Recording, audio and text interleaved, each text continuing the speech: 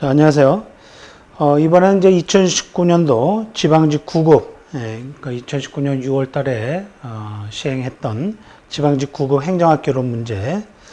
이 문제는 이제 기출문제를 크게 벗어나지 않았고, 또 전체적으로 이렇게 평범하게 출제가 됐습니다. 그러나 이제 다만 20번 문제, 3번 지문 국채의 종류는 새롭게 출제된 내용이지만 해당 문제 전체적으로는 어려운 문제가 아니었다고 이렇게 봅니다. 그래서 95점 이상 나왔으면 이제 우수한 시험 성적이고, 그 다음에 이제 85점에서 90점까지는 보통으로 이렇게 보시면 되겠습니다. 자, 그래서 이제 이번에 그 출제 빈도를 보니까 정책학의 출제 빈도가 아무래도 이제 기초이론과 조직이론 출제 빈도가 기초이론과 조직이론 출제 빈도가 낮았고요. 또 이제 이렇게 보면은 이제 문제의 그 난이도를 보니까 대체적으로 중하나 중상 정도 되고 중하 중 정도 되고 좀 어려웠던 게 이제 20번 문제 하나 정도 이렇게 보시면 되겠습니다. 그래서 이 지방직 그 문제도 이번 총 20문제 중에서 19문제가 그동안의 기출문제에서 주로 다루었던 이런 그 주제들이었고요. 20번의 문제 중에 이제 3번의 지문만 이제 일부 제외였고, 그래서 기출문제 관련 내용을 완벽하게 이제 이해하고 기억하는 것이 항상 기본이라고 이렇게 생각이 됩니다. 그러면 이제 지금부터 2019년도 6월 달에 시행했던 지방직 9급 시험 문제를, 행정학 시험 문제를 풀어보기로 하겠습니다. 자, 1번. 행정이 추구하는 가치에 대한 설명으로 옳지 않은 것은 그랬어요. 1번. 합리성은 어떤 행위가 궁극적인 목표 달성을 위한 최적의 수단이 되느냐를 가리키는 개념이죠. 그래서 목표 달성을 위한 최적의 수단이 되느냐를 가리키는 개념이 되겠습니다. 다음 2번. 효과성은 투입 대비 산출의 비율을, 능률성은 목표의 달성도를 나타내는 개념이다라고 했는데, 자, 이 능률성이 이제 투입 대비 산출의 비율이죠. 그리고 이제 효과성 목표 달성도를 의미하죠. 그래서 이제 앞뒤가 이제 바뀌었죠. 그래서 2번 이제 틀렸고요. 그다음에 3번. 행정의 민주성은 대외적으로 국민의사의 존중, 수령과 대내적으로 행정조직의 민주적 운영이라는 두 가지 측면이 있고요. 그다음에 4번에 수평적 형평성이랑 동등한 것을 동등하게 취급하는 것, 또 수직적 형평성이랑 동등하지 않은 것을 서로 다르게 취급하는 것을 의미한다. 맞고요. 자, 여기서 이제 투입을 하고 이제 활동들을 하고 액티비티, 또 이제 산출이 있죠. 그래서 투입 대비 산출의 비율을 이제 우리가 능률성이다라고 하고, 또 산출에 이제 대한 어떤 목표의 달성도를 효과성이라고 하죠. 우리가 이제 능률성과 효과성을 합쳐서 효율성이라고 합니다. 이 효율성은 또 생산성이다 이렇게도 얘기를 하고요. 투입의 요소는 이제 이코노미, 그러니까 경제성이라고 하죠. 그러니까 적은 투입을 해야 되겠죠. 근데 이 경제성과 이제 또 대립이 되는 게 이제 가외성이죠. 가외성.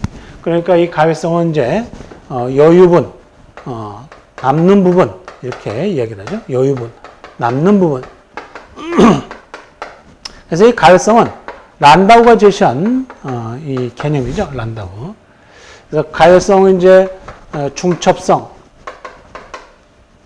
중첩, 그 다음에 이제 반복성, 중복성, 또 동등잠재력. 세 가지 요소로 구성이 되어 있는 게 가외성이죠.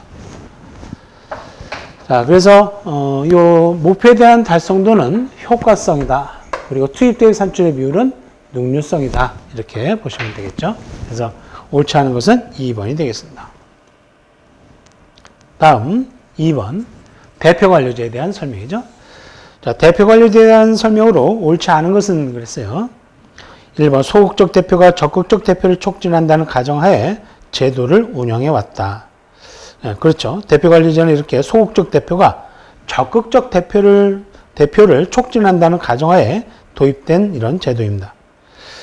그러나 이제 피동적 대표성이 능동적 대표성을 보장하지 못한다는 이런 비판을 받고요. 2번, 역관주의 이런 폐단을 시정하기 위해서 등장하였으며 역차별의 문제를 완화할 수 있다라고 했는데 2번이 틀렸죠. 이 대표 관리제는 이 1944년 미국의 킹슬리에 의해서 처음 이제 제기가 됐죠. 그래서 임용 할당제입니다. 쿼터 시스템. 그러니까 아무래도 이제 그 쿼터 시스템이니까 인종별, 지역별 뭐 이렇게 이제 성별 나누어서 이 임용이 할당이 되다 보니까 아무래도 자격이 없는 사람이 들어갈 수도 있죠.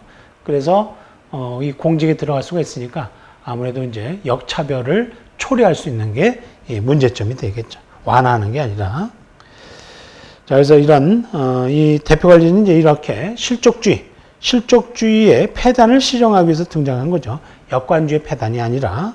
그리고 이 대표 관리제는 역차별을 초래한다. 또 사회 분열을 조장할 수 있다는 이런 비판을 받는 게 대표 관리제입니다. 다음 3번, 소극적 대표성은 전체 사회의 인구 구성적 특성과 가치를 반영하는 관료제의 인적 구성을 강조한다. 또 우리나라는 균형인사제도를 통해서 장애인, 지방인재, 저소득층에 대한 공직 진출 지원을 하고 있다. 그렇죠. 그래서 우리나라가 이렇게 이런 대표 관리제의 이런 성격으로 균형인사를 통해서 장애인이라든가 또 지방인재, 저소득층에 대한 공직 진출에 있어서 지원을 하고 있습니다. 그래서 옳지 않은 것은 2번이 되겠죠. 다음 3번. 조직의 의사결정에 대한 설명으로 옳지 않은 것은 그랬어요. 1번. 전통적 델파이 기법은 전문가들의 다양성을 고려해서 의견 일치를 유도하지 않는다. 예, 틀렸죠. 전통적 델파이 기법은 전문가의 합의를 중시합니다. 합의. 그러나 이제 정책 델파이 기법은 1차적으로 반대 의견 표출을 유도하고요. 2번. 현실의 세계에서는 완벽한 합리성이 아닌 제한된 합리성의 상황에서 의사결정이 이루어진다. 맞죠. 현실의 세계에서는 완벽한 합리성은 이제 신의 경지에 가까운 합리성이기 때문에 인간은 그렇지 못하죠. 그래서 제한된 합리성의 상황에서 의사결정이 이루어지고 있습니다. 2번은 맞죠. 3번. 브레인스토밍 과정에서는 타인의 아이디어를 비판하거나 평가하지 말아야 한다. 그렇죠? 그래서 이 브레인스토밍을 할 때는 원칙이 있습니다. 이 브레인스토밍은 이제 오스본이 제안한 내용이죠. 그래서 타인에 대해서 비방 금지, 그리고 이렇게 아이디어를 비판하거나 평가하지 말아야 된다라는 거. 자, 그래서 무임승차가 가능하다라고 했고요. 4번. 고도로 직권화된 구조나 기능을 중심으로 편제된 조직의 의사결정은 최고관리자 개인이 주도하는 경우가 많다. 그렇죠. 아무래도 이 직권화된 조직의 구조에서는 이렇게 편제된 조직 의사결정이 최고층에서 많이 이렇게 의사결정을 하고 개인이 주도하는 경우가 많죠. 자, 그래서 옳지 않은 것은 2번이, 1번이 틀렸죠. 그래서 전문가들의 다양성을 고려해서 의견일치를 유도하지 않는다라고 했는데 전문가들의 합의를 중요시하는 게 델파이 기법입니다. 다음 4번. 정책 환경의 불확실성을 극복하는 대처 방안 중에 소극적인 방법에 해당하는 것은 뭐겠어요? 소극적인 방법은 이제 이렇게 1번에 상황에 대한 정보를 획득하고 정책 실험을 수행하고 협상이나 타협을 하고, 지연이나 회피는 정책 환경의 불확실성을 확실하게 하는 방법은 아니기 때문에 이렇게 소극적인 방법에 해당이 됩니다. 그래서 이렇게 그 적극적인 방법은 불확실한 것을 확실하게 하려는 방법이 이제 적극적 방안인데, 소극적 방법은 이제 불확실한 것을 이제 주어진 것으로 이렇게 보는 거죠. 그래서 이렇게 지문 중에 여기에 지연이나 회피, 이것은 이제 정책 환경의 불확실성을 해소하게 하기 위한 확실하게 하는 방법은 아니기 때문에 이렇게 소극적 방법에 해당이 됩니다. 그래서 소극적 대처 방안은 불확실한 것을 이제 주어진 것으로 보는 방안인데, 이렇게 민감도 분석이라든가 가외성을 장치를 마련한다라든가 복수의 대안을 제시를 한다라든가, 또 여기서 이제 지연이나 회피, 분기점 분석, 또 이렇게 휴리스틱스 기법, 그냥 그럴듯한 대안을 찾아내는 이런 방법들, 이런 것들이 소극적인 대처 방안에 해당이 됩니다. 다음 5번. 광역행정에 대한 설명으로 옳지 않은 것은 그랬어요. 1번. 기존의 행정구역을 초월해서 더 넓은 지역을 대상으로 행정을 수행한다 그랬고요. 2번 행정권과 주민의 생활권을 일치시켜서 행정의 효율성을 증진시킬 수 있다. 3번 규모의 경제를 확보하기 어렵다라고 했는데 아무래도 이제 광역 행정은 규모의 경제를 확보하기가 수월하겠죠. 어려운 게 아니라 아무래도 이제 이렇게 광역보다 기초가 이런 규모의 경제를 확보하기가 어렵겠죠. 그래서 이런 규모의 경제를 추구하기 위해서 이렇게 광역 행정은 이렇게 지방자치단체 간의 중복 투자로 인한 예산의 낭비라든가 또 과다 인원을 방지하고 이렇게 규모의 경제를 추구하기 위해서 필요합니다. 또 그래서 행정의 외부 효과로 지역 간의 갈등이 발생할 경우에 또 이를 해결하기 위해서도 광역 행정이 필요하고요. 다음 6번을 보겠습니다. 옴부즈만 제도에 대한 설명으로 옳지 않은 것은 그랬어요. 옴부즈만. 자, 이 옴부즈만 제도는 이제 스웨덴에서 이제 유래가 된 이런 제도죠. 그래서 호민관 또는 감찰관 이렇게도 이제 불려지고요. 자, 전통적인 이 옴부즈만은 입법부 소속이지만 우리나라는 이 옴부즈만에 해당이 되는 이 기관이 국민권익위원회입니다. 그래서 이 국민권익위원회는 우리나라는 국무총리 소속으로 행정부 소속으로 되어 있어요. 자, 여기서 옳지 않은 것은 그랬습니다. 자, 1번 행정에 대한 통제 기능을 수행한다. 맞죠? 2번 스웨덴에서는 19세기에 채택되었다. 그래서 이 옴부즈만 제도는 1809년 스웨덴에서 이제 채택을 해서 발전된 제도가 되겠습니다. 그래서 이 옴부즈만 제도는 입법부가 행정부를 통제하기 위한 수단으로 발전된 제도로서 공식적인 외부 통제 장치에 해당이 됩니다. 다음 3번 옴부즈만을 임명하는 주체는 입법기관, 행정수반 등 국가별로 상이하다. 그렇죠. 그래서 우리나라 같은 경우 이제 행정부죠. 그러나 전통적인 이 옴부즈만 제도는 입법기관으로 되어 있고요. 입법부 소속으로.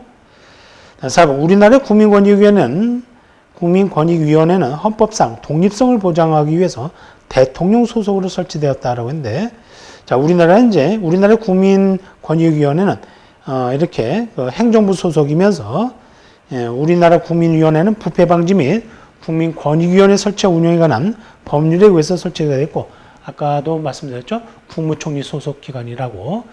국무총리 소속 기관이지 대통령 소속이 아닙니다. 그래서 요게 이제 틀렸죠. 대통령 소속 설치되었다. 4번이 틀렸습니다. 자, 다음에 이제 통합재정. 7번 통합재정에 대한 설명으로 옳은 것은 그랬어요. 1번 일반회계, 특별회계, 기금을 포함한다. 통합재정은 일반회계, 특별회계, 기금 전부 다 포함을 하고 있습니다. 1번은 뭐 틀린 내용이 없네요. 그래서 맞고요. 2번 통합재정의 기관 범위에 공공기관은 포함되지만 그랬는데 우리나라의 이제 통합재정의 포괄 범위에서는 공공기관은 제외입니다. 그래서 지방자치단체 재정도 이제 포함을 하고 있고요. 공공기관 이제 포함되죠. 지방자치단체 포함되지 않는다고 했는데 통합재정 포괄 범위에서 지방자치단체 재정도 포함을 하고 있습니다. 2번 틀렸고요. 3번 국민의 입장에서 느끼는 정부의 지출 규모이고 내부 거래를 포함한다라고 했는데 그 다음에 4번에 2005년부터 정부의 재정 규모 통계를 사용하고 있으며 세입과 세출 총계 개념으로 파악한다. 3, 4번 다 틀렸어요. 우리나라의 통합재정은 이 IMF 권고에 따라서 1979년부터 연도별로 통합재정 수지를 작성하고 있습니다. 자, 그래서 이 통합재정은 정부 부문에서 1년 동안 지출하는 재원의 총체적인 규모입니다. 그러니까 1년 동안 지출하는 재원의 총체적인 규모이고요. 또 순계 개념상의 정부 예산 총괄표입니다. 그래서 내부 거래라든가 이 보존 거래를 제외해서 작성을 하고 있습니다. 그래서 이 총수입 총지출은 2005년부터 중앙정부가 활용하고 있는 재정 통계 지표가 되겠고요. 자, 그래서 이 2005년부터 중앙정부가 활용하고 있는 재정 통계 지표가 이제 총수입, 총지출이 되겠습니다. 그래서 1번이 옳은 것으로 이렇게 보시면 되겠습니다. 자, 다음에 이제 8번. 로이가 제시한 구성정책의 사례로 옳지 않은 것은 뭐겠어요? 구성정책, 공직자 보수에 관한 정책, 선거구 조정정책, 정부기관이나 기구 신설에 관한 정책, 국유지 불화 정책. 국유지 불화하는 것은 이제 분배 정책이죠. 그래서 이 로이, 이 로이는 이제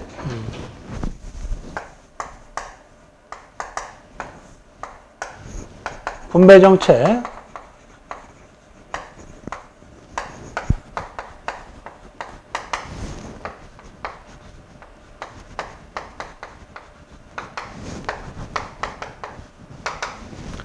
로이는 이제 이 분배 정책에서 표의 교환 행위라든가 또 담합이 이루어지고 또 포크 배럴, 그죠? 그래서 이제 미국의 의회 이런 용어죠. 포크 배럴, 포크 배럴 현상이 나타난다. 그리고 상호 이제 불간섭, 간섭하지 않아요. 분배 정책. 그러니까 이제 이 포크 배럴 같은 경우는 이제 미국의 의회 용어인데 국가에서 정부에서 국가 보조금을 준다고 하면은 이 의원들이 돼지가 먹이를 보고 모여드는 이런 현상과 같이 이 은유를 해서 포크 배럴이라고 하죠. 규제 정책이 있고요. 재분배 정책, 소득의 이전을 꾀하는 거죠. 소득의 이전을 꾀하는 거기 때문에 이 재분배 정책에서는 엘리트론 정치가 나타난다. 엘리트론 정치. 그러니까 재분배 정책은 이런 고소득층을 대변하는 쪽과 저소득층을 대변하는 쪽에서 협상과 타협에 의해서 정책 결정이 이루어진다. 그래서 엘리트론적 정치가 나타난다. 구성 정책은 헌정 수행에 필요한 이 게임의 룰을 설정하는 것과 같은 거죠. 그래서 선거구 조정이라든가 또 지역구 개편이라든가 또 공무원의 보수, 또 연금에 관련된 이런 정책, 이런 것들이 다 구성 정책에 해당이 되죠.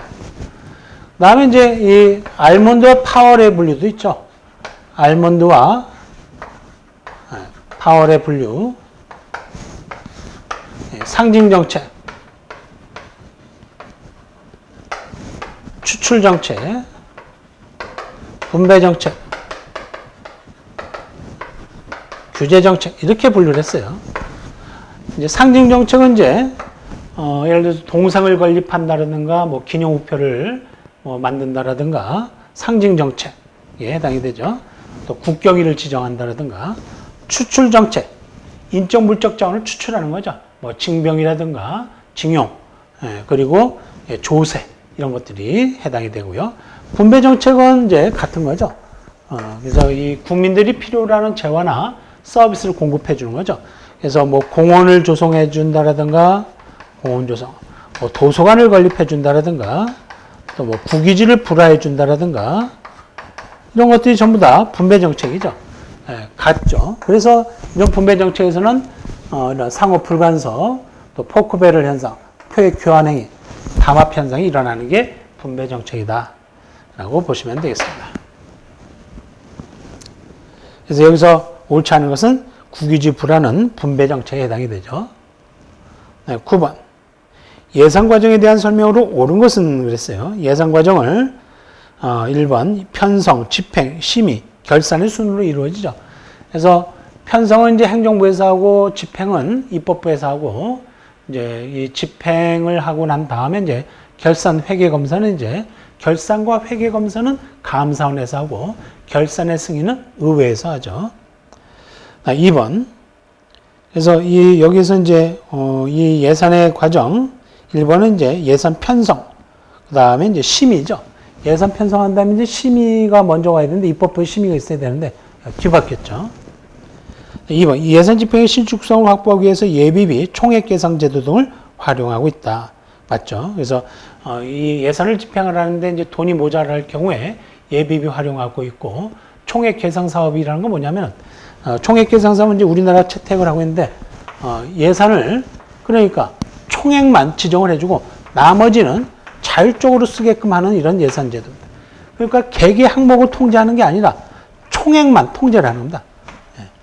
총액만 통제를 하고 나머지 예산은 자율적으로 쓰게끔 하는 이런 예산 제도. 이게 이제 총액 계상 사업이거든요. 그래서 집행을 하는데 신축성을 확보하기 위해서 만든 제도가 되겠습니다. 그래서 2번은 맞고요. 3번 예산제도 개선 등으로 절약된 예산 일부를 예산 성과금으로 지급할 수 있지만 다른 사업에 사용할 수는 없다라고 했는데 틀렸어요. 그래서 예산의 제도의 어떤 개선 등으로 절약된 예산 일부를 예산 성과금으로 지급할 수 있고 다른 사업에 사용할 수도 있죠. 4번 각 중앙부처가 총액 한도를 지정한 후에 사업별 예산을 편성할 수 있어서 기획재정부의 사업별 예산 통제 기능은 미약하다라고 했는데 이건 이제 틀렸죠. 이것도 이렇게 총액 배분 자율 편성 예산 제도는 사전 재원 배분 제도라고 하죠. 그래서 기획재정부가 부처별, 분야별 또 지출 한도를 정해준 다음에 중앙관서에서 사업별 예산을 편성을 하는 겁니다. 그러니까 아무래도 사업별 기획재정부의 사업별 예산 통제 기능은 미약하다가 아니라 이게 이제 잘못된 얘기죠. 그래서 이 사전 재원 배분 제도 이렇게도 얘기를 합니다. 그래서 여기서 예산을 기획재정부 사업별 예산 통제 미약하다라고 했는데 이 예산의 이런 사업별 예산 이거는 이제 틀렸고요. 그래서 기획재정부 사업별 예산 통제 미약하다 이 부분이 틀렸습니다. 다음 마지막 10번 문제. 2016년 이후 정부 조직의 변화에 대한 설명으로 옳지 않은 것은 그랬어요.